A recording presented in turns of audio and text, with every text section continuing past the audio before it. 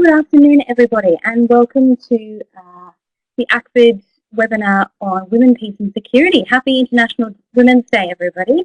My name's Beth. I'm from the Learning and Innovation team. And before we kick off, I'm just wondering if you can hear me and if the sound volume at your end is okay. You've got a dialogue box there that you can type a couple of words in. So if you can hear me, that would be fabulous. I can see Daniel is typing. So hopefully you can hear me and we're ready to go.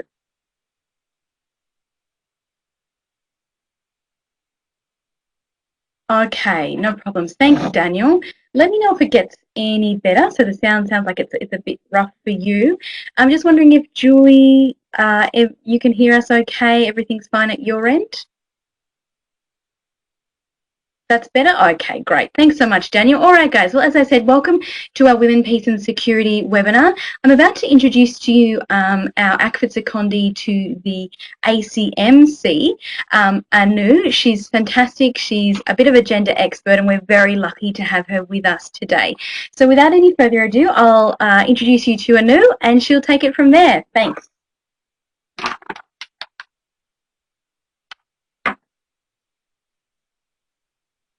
Thanks, Beth, for having me. You've asked me to speak on a topic that I'm very, very passionate about. That's peace and security. So if I run away and talk too fast, just let me know and I will slow things down a bit. I like to start off always with a rather controversial statement, and this one I think tops that. Allowing men who plan wars to plan peace is a bad habit. And I hope that through the presentation, you might come to agree with me. If you have any questions, you can ask them during the presentation if you'd like, or towards the end of the presentation. I prefer it towards the end of the presentation, only because it's the first time I'm doing a webinar at ACFID, and so I'm not quite sure that I can keep track of the questions that are happening as well as do the presentation. So, I think the important thing we need to keep in mind is that the way conflict occurs has changed considerably in the last few years. And more we are seeing civil wars, conflict within states as opposed to conflict between states. And the triggers for violent conflict are also very numerous. They are disputes over territory at times. They are sometimes about ethnic or religious or sectarian animosities. Sometimes it's about controlling lucrative and illicit trade of drugs and arms. The war zone also has changed. We no longer have battlefields. War takes place in ordinary living spaces, our markets, our villages, our schools, our churches, our temples, mosques, on trains, and within homes. Now, I think it's important to remember that armed conflicts affects both men and women in similar ways. And by that I mean in subjecting them to trauma and devastation and loss. But it also affects men and women differently when we think about the consequences of war, the choices of whether to fight or not, the opportunities to build peace and to be involved in peacekeeping processes and peace-building processes. So gendered insecurities affect everyone. However, what we find is that women suffer disproportionately and in different ways. So gendered insecurities can include everything from economic insecurities, which is poor access to, let's say, economic development or lack of access to land and property rights, sexual insecurities with sexual violence. And we're seeing this increasingly in conflict today, where women are deliberately targeted for sexual assault. And it is a deliberate strategy for ethnic cleansing. It is meant to humiliate and demoralize and eventually destroy an ethnic group. And it's also seen as a spoil of war. We see health insecurities. We see spikes in HIV and AIDS. We see lack of specific health needs, addressing specific health needs, particularly during childbirth. Gendered insecurities also include social insecurities. You have increasingly women-headed households. And I think the most complex thing that we find is that in conflict, and especially where there is such a militarized culture, where guns and uniforms and checkpoints and fear are normal, aggressive masculinities overlap and they extend from, quote unquote, battlefields into the home. And so you see really high levels of domestic violence. We also see a lot of psychological insecurities with gender-based persecution that accompanies asylum status or seeking refugees, the trauma of being internally displaced. So one of the questions we often ask is, where are the women when it comes to peace building and peacekeeping?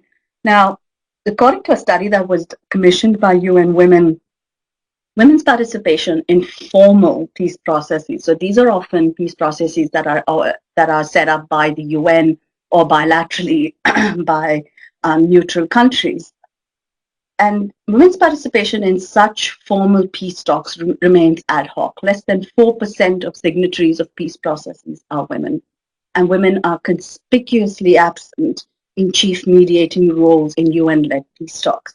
Now, from where I sit, this is really unacceptable. It is really indefensible because women are at the forefront of initiating and maintaining peace, primarily through their participation in informal peace processes.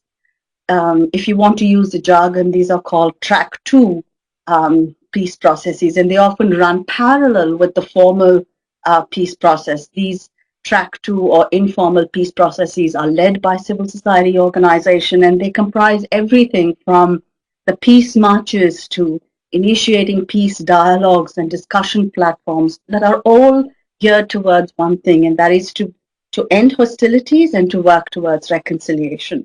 So as victims, as survivors, as peace builders, and in some cases as ex-combatants, women have a big stake in resolving conflict and being involved in post-conflict reconstruction. Now, there are many arguments that we can make for why women's participation is vital for peace building and for nation building. You could make equality-based arguments, which says that the fundamental pillar of good governance means that there should be equal and meaningful participation by men and women in decision-making. You could also use rights-based argument, which says that if we have to challenge structures and relationships of power, then women's voices must be heard in decision-making. And finally, women make really unique contributions when it comes to peacekeeping processes. We know that when women are involved in peace processes, they give much greater attention to socioeconomic empowerment issues and recovery issues. So they're more likely to bring up issues related to land and inheritance rights, access to credit, access to education, investment in skills and training. We know that women give greater attention to justice and reparations and seek accountability for crimes of sexual violence. We know that when women are not involved in peace processes, one of the first things that is negotiated is impunity for any acts of sexual violence that might have been committed during conflict. So having women as part of peace building and stabilization and then nation building efforts is really significant. So what is the Women, Peace and Security agenda? I think the Women, Peace and Security agenda draws attention to the gendered nature of instability that I've just talked about, but it also, more importantly, emphasizes the role that women play in peace building. The agenda, you'll often hear me talk about WPS, and that's just the short form of Women, Peace and Security, one of the jargons of this space. The Women, Peace and Security agenda seeks to address the instability and gendered instability by facilitating a much more inclusive approach that addresses the specific needs of marginalized groups like women and girls and draws upon their specific unique experiences to contribute to peace building and post-conflict reconstruction.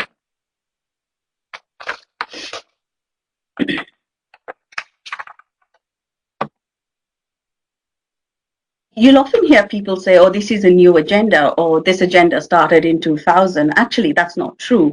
The Women, Peace and Security agenda dates back to 1915, when 1,200 women met at The Hague to discuss proposals to end the First World War. It took 85 years after that women's meeting at The Hague for the UN Security Council to finally recognize the pivotal role that women play in peace building. And this was the UN Security Council Resolution 1325 that you will hear a lot about being associated with the Women, Peace and Security agenda.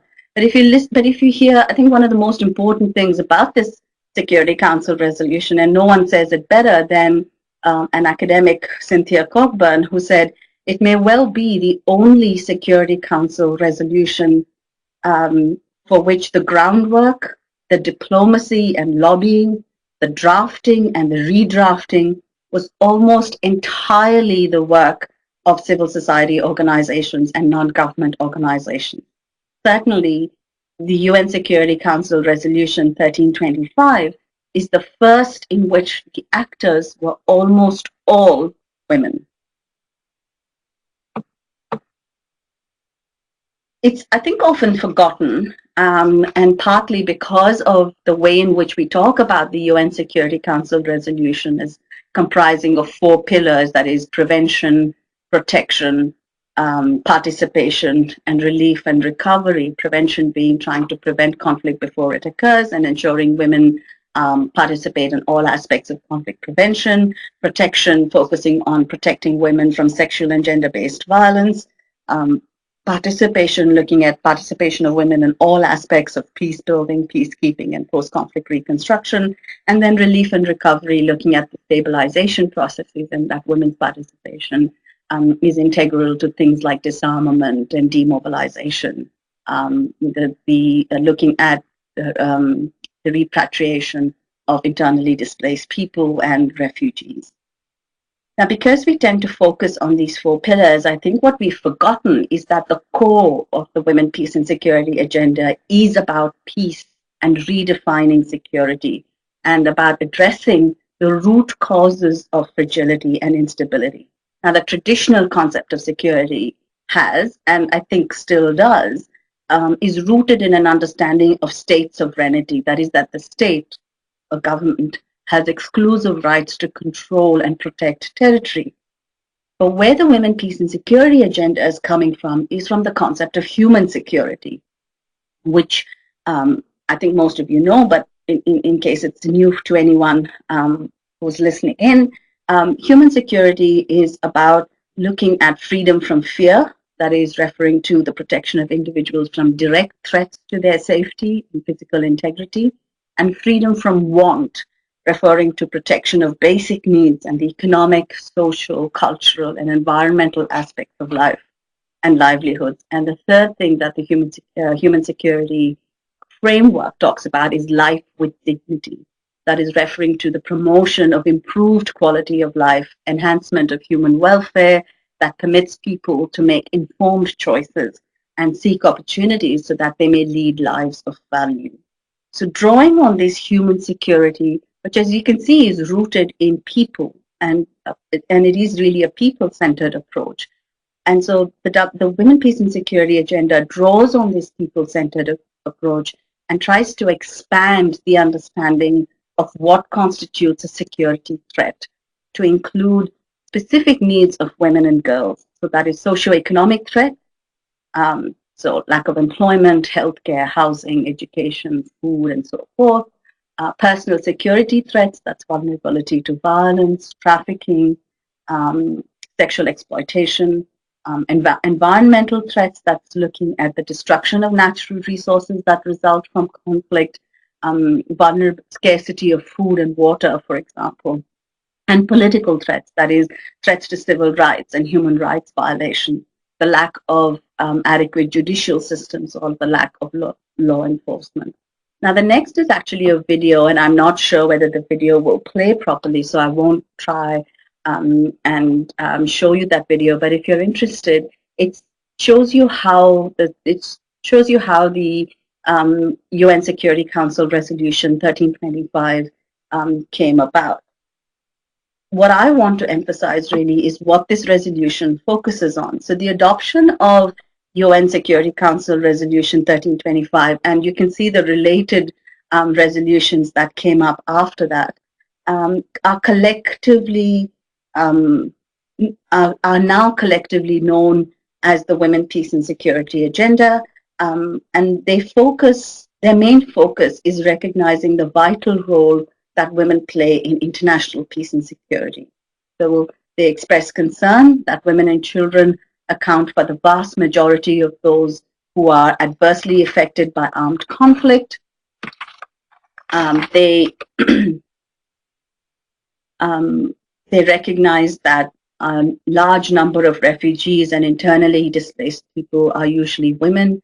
Women are deliberately targeted for sexual violence, but at the same time, they also reaffirm the important role that women play in preventing conflict and in resolving conflict and in peace building.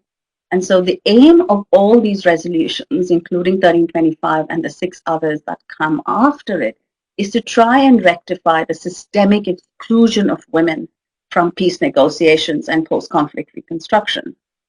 They emphasize the importance of equal participation of women because this supports collective bargaining, and that's the only way in which we can actually challenge oppressive power structures and demand the inclusion of their perspectives into peace processes, into negotiated agreements, into any new legislation that is being drafted as societies transition from conflict to peace. In addition to these 6 that have been adopted since 2000, with UN Security Council Resolution 1325 being sort of the milestone resolution, if you will, there are 2 other resolutions that were passed in 2016 that also refer to the Women, Peace and Security agenda, and these are resolutions 2272, which is about addressing sexual exploitation and abuse in peacekeeping operations. The only country that abstained from that resolution was Egypt. And then you have 2231, which was the first ever resolution from the Security Council focusing on human trafficking and linking the increase in human trafficking to issues of conflict. I thought I'd quickly talk about where we are with women, peace and security in Australia today. Again, you will find that the agenda in Australia to take up the issue of women, peace and security is almost entirely driven by civil society organizations. And the lobbying for this has been going on since 2000 when the Security Council Resolution 1325 was adopted. And we didn't get much traction until, if I say so, that Australia went for a seat on the UN Security Council, and so civil society organizations sort of came together to say, well, you can't go for a seat on the Security Council, hope to be the president of the UN Security Council, and not have a national action plan on women, peace, and security. So in 2012, Australia developed its first national action plan on women, peace, and security. It was meant to be a 6-year plan, which has now been extended to mid-2019 in order to allow the government to develop the second national action plan.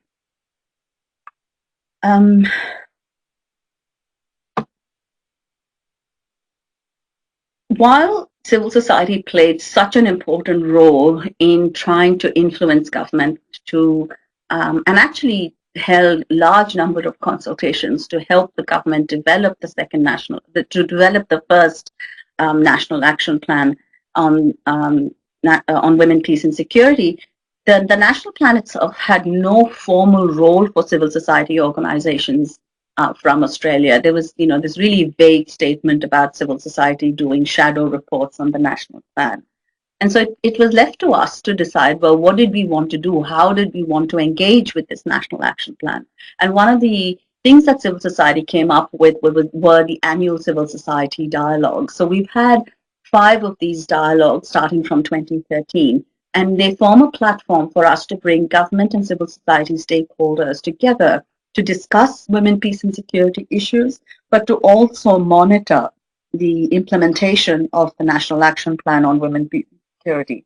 Now this year, last year, 2017, the dialogue took a slightly different form, recognizing that the government's efforts in 2018 were going to be focused on the development of the next National Action Plan what civil society organizations decided to do was to say, well, what do we want to see in the plan? And the first snap is sort of a conversation starter. It's good enough for a first attempt, but there are lots of gaps. It has no vision. It has a set of actions that are really time-bound actions, which once you finish, you just keep reporting on during the entire 6-year period. And most importantly, there is no monitoring and evaluation framework. So you really have no way of saying that we've made any progress on the women, peace, and security agenda. There were lots of things that civil society wanted to do differently. And we thought we'd take the opportunity in 2017 to try and influence, once again, this NAP development process, this National Action Plan development process. And so what we did was we had two sets of related activities that were carried out throughout 2017 and the early part of this year. One was a set of civil society roundtables. These were held in all the capital cities, and some cities had more than one roundtable. So there were 13 roundtables in all that were attended by about 200 women from diverse backgrounds. And the question that we posed to them was, what does peace and security mean for you in practice? And based on the community discussions, a civil society government policy dialogue was organized in November last year, November 30th last year, to try and ask government to look more critically at how they were going to implement the next NAP. I'm running out of time, so I probably won't have time to go into a whole lot of details, but I did want to share a few things about the roundtables and the policy dialogue. So essentially, we posed 3 questions at the civil society roundtables with diverse groups of women. We wanted to know what peace and security meant for women living in Australia and our region. We wanted to know what shapes our understanding of peace and security. And finally, we wanted to know what kinds of decisions are required to promote peace and security in Australia. I'm not sure if you can see that image very clearly, and I'm happy to send you copies of that if you're interested. But very clearly, we get from the civil society roundtables a human security approach to peace and security, a recognition that it is much more than about being about sovereign borders. One of the quotes that has stayed with me as one of the facilitators of the discussion was the focus on domestic violence. And one of the women what one of the women said was, we're fed up of hearing about the terror out there when the terror is in the next bedroom. And so you can see that women are talking about a much more individualized experience of peace and security, while governments tend to think of peace and security as something to do with national borders. The other recurrent theme was a focus on human rights and gender equality. The third theme was a recognition that women's voices are not being heard when it comes to what constitutes peace and security. And finally, I think what was most interesting for us was this idea of women talking about peace and security being freedom from homelessness, statelessness, sexual violence, and harassment, and all forms of discrimination and stigma. But it was also about freedom to and an opportunity to access justice, make informed choices, speak and be heard, autonomy and control over one's bodies, and freedom of movement. The other really important discussion that came out of the civil society roundtables was a recognition that the problem with our first national plan is that it is outward focusing. So it assumes that peace and security is something that Australia does internationally.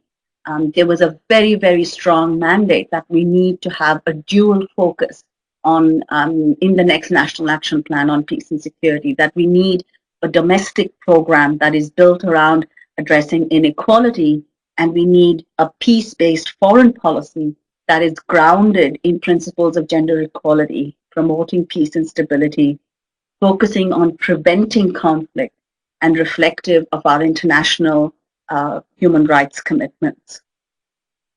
And so this discussion that we had with the community really informed the discussion between civil society and government at the policy dialogue, which was held in November. And once again, we had 3 critical questions that we were looking to answer.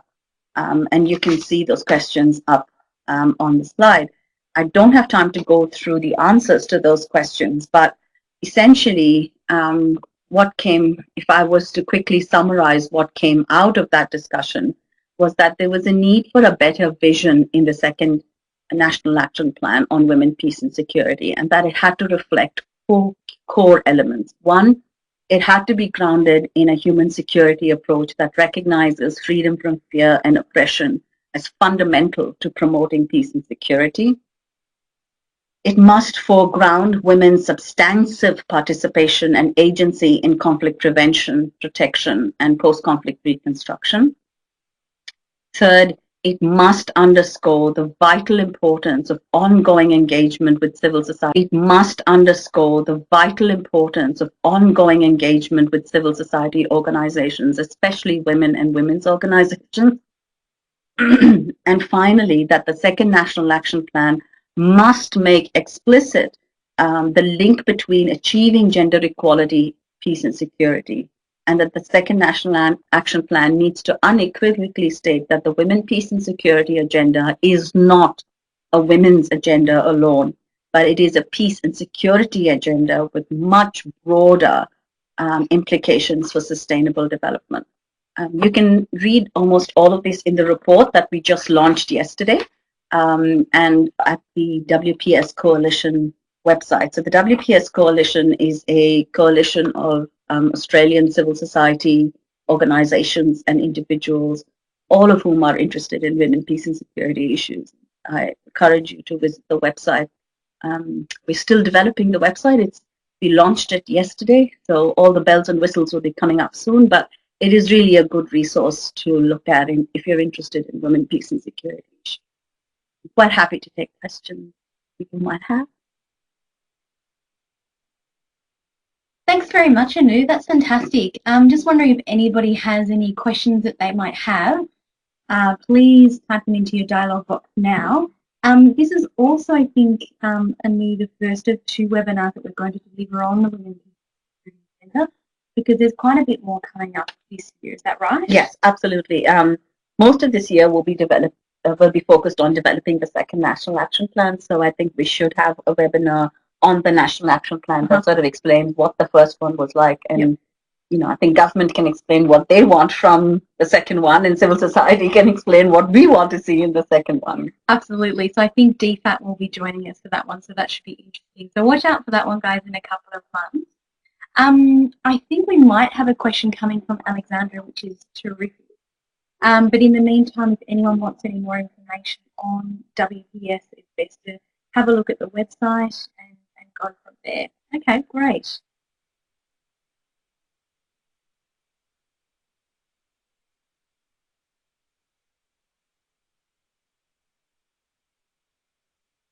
Anu, just while we're waiting for any other further questions this afternoon, I'm wondering if you could tell us about the involvement between ACFID and the civil military. Sure. So my job, which is quite an exciting job, and I think it's actually quite a unique job. I haven't seen one like this before. So ACFID has an agreement with the Australian Civil Military Centre. The Australian Civil Military Centre sits within the Vice Chief of Defence portfolio. And the aim of the ACMC, or the vision of ACMC, is that it brings different stakeholders, government stakeholders together to inform a holistic response to humanitarian crisis, whether it is during disasters or whether it is during conflict. So the main stakeholders being the Federal Police, Defence, Department of Foreign Affairs and Trade, and the Office for Women.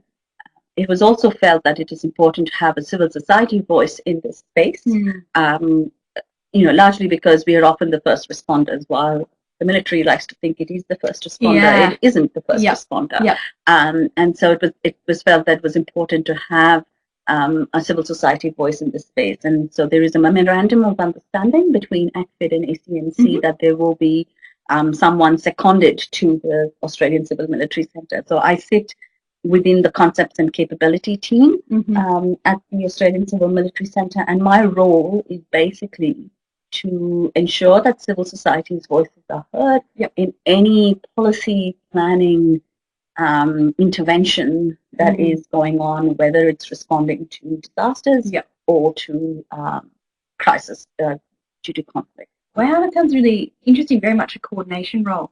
So I think our question from Alexandra has come through. It looks like it's a bit a large one, so we might read it back. And so, thanks, Alexandra, for that question. And it got asked yesterday at the launch, and we didn't have time to respond. And it says, I'm interested in knowing how loudly the WPS coalition condemned their $3.8 billion defense export industry. I'm interested to see how much the coalition can campaign more loudly on preventing conflict and advocating for an alternative foreign policy based on peacemaking.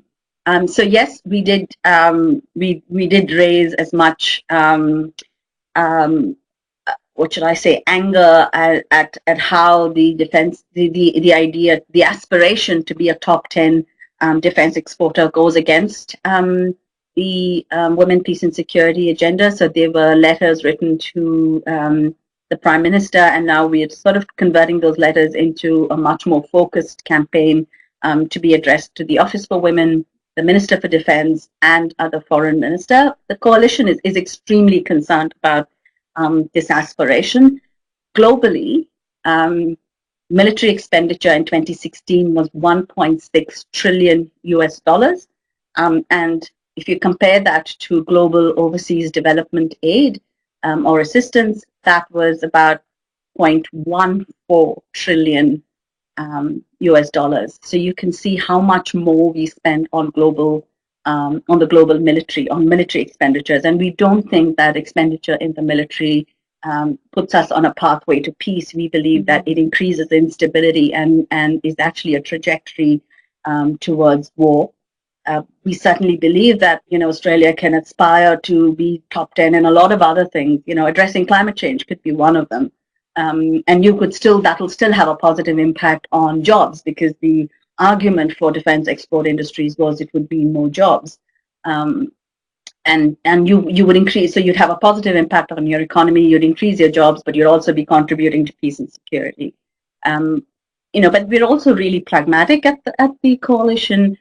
Ending arms export is really a long-term vision. So in the interim, what we are looking for and what we are advocating for is much greater transparency on what is being traded with whom. We're calling for a gendered analysis of all trade agreements, and that includes arms agreements. So a gendered impact analysis before you engage in arms trade, because we know that impacts women and girls disproportionately. The third thing we are calling for is a greater compliance with the Arms Trade Treaty. There is a section within the Arms Trade Treaty that talks about the impact on women and girls. And so we will be looking to hold the government accountable to that, like they did in the UK. So the equivalent of the coalition in the UK is an organization called GAP. And in their reports on the implementation of the UK's National Action Plan, they often advocate for re-looking at arms trades to certain countries. And so we'll be doing the same thing with the coalition when we report on the National Action Plan.